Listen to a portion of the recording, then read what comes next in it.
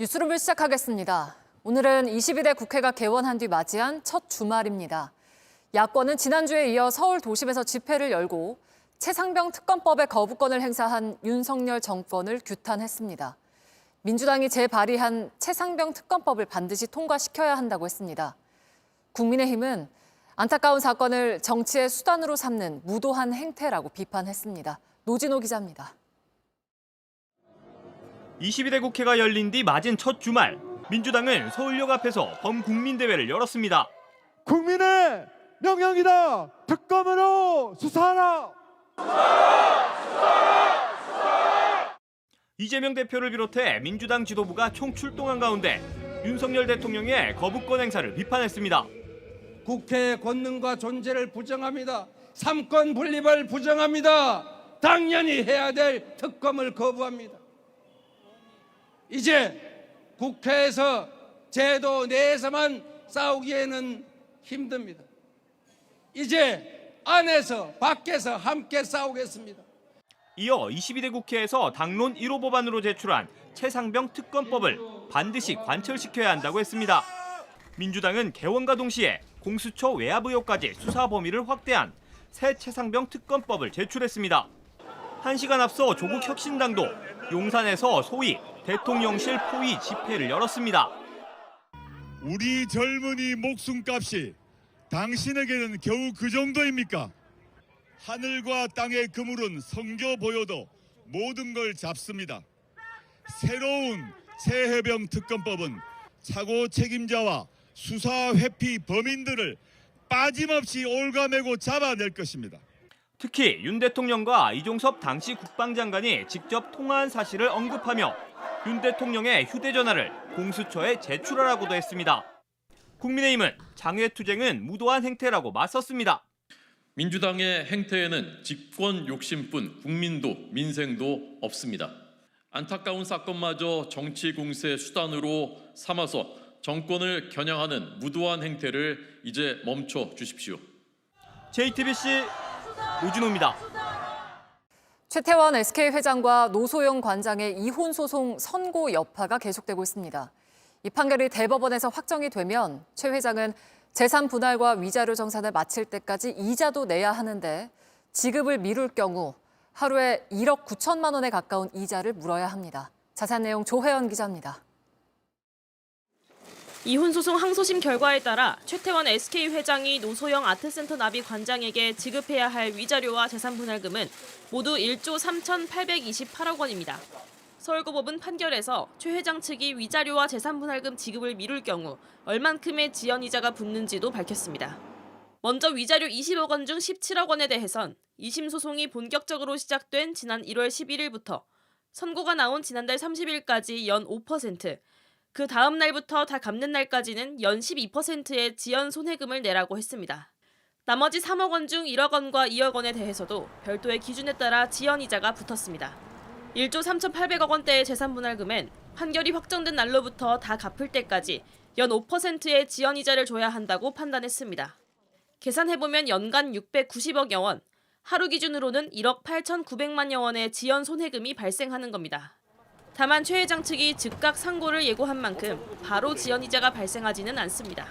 한편 최 회장 측은 가족 간의 사적 대화 등이 담긴 판결문이 온라인상에서 광범위하게 유포되고 있다며 최초 유포자에 대한 형사고발을 예고했습니다. 최 회장 측은 재판부에 판결문을 법원 전산망에 등록하지 말아달라고 요청했지만 받아들여지지 않은 것으로 알려졌습니다. JTBC 조혜연입니다. 네, 오늘 서울 도심에서 성소수자 축제인 퀴어 문화축제가 열렸습니다. 작년에 이어 올해도 서울시의 허가를 받지 못해서 서울 광장이 아닌 을지로 일대에서 진행됐습니다. 이은진 기자입니다. 네, 안녕하세요. 저희는 사귄 지 10달 된 박현청 딸입니다. 현청 씨와 자림 씨는 작년 처음 만났습니다. 손을 잡고 당당하게 밖을 나선 건 오늘이 처음입니다. 아무도 이해를 못 해줄 거라고 생각을 했었고 그런 어둠 속에서 살았는데 함께 내딛는 걸음마다 성소수자 커뮤니티를 상징하는 무지개 색깔로 가득합니다. 응원해주는 사람들을 만나고 성소수자 자식을 둔 엄마들 품에 꼭 안깁니다. 1년의 하루뿐인 오늘 성소수자들이 세상 밖으로 나왔습니다. 25년째 열리는 서울 퀴어 문화축제입니다. 매년 서울 광장에서 열렸지만 작년에 이어 올해도 사용 허가를 못 받았습니다. 서울시가 운영하는 책 읽는 서울광장 행사가 먼저 예정돼 있었기 때문입니다. 대신 을지로 일대 5개 차선을 15만 명 인파가 가득 채웠습니다. 가톨릭과 불교계에서도 성소수자를 축복하러 왔습니다.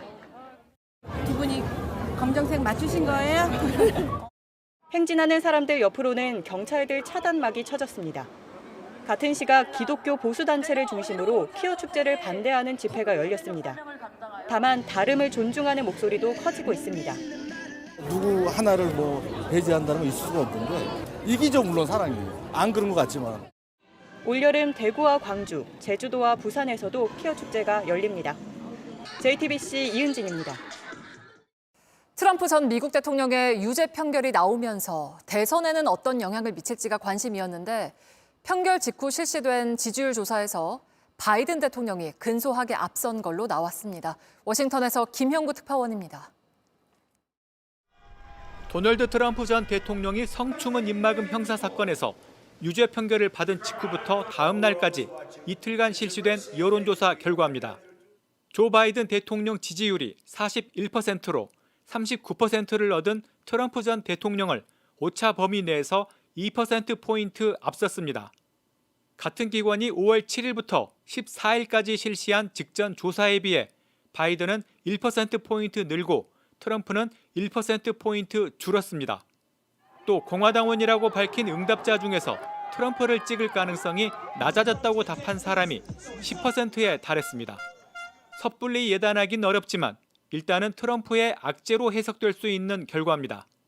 트럼프는 기자회견을 열고 재판이 조작됐다며 곧바로 항소할 것이라고 밝혔습니다. November 5th is going to be the most important day in the history of our country.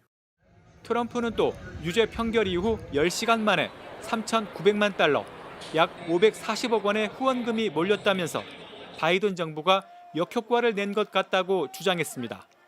바이든 대통령도 기자회견을 열고 누구도 법 위에 있지 않다는 미국의 원칙이 재확인됐다며 트럼프의 재판 조작론을 비판했습니다. And it's reckless, it's dangerous, it's irresponsible for anyone to say this was rigged just because they don't like the verdict. 바이든과 트럼프가 이번 유죄 판결을 각자 지지층 결집의 계기로 삼으려 하는 만큼 양측의 싸움이 더욱 치열해질 전망입니다. 워싱턴에서 JTBC 김형구입니다.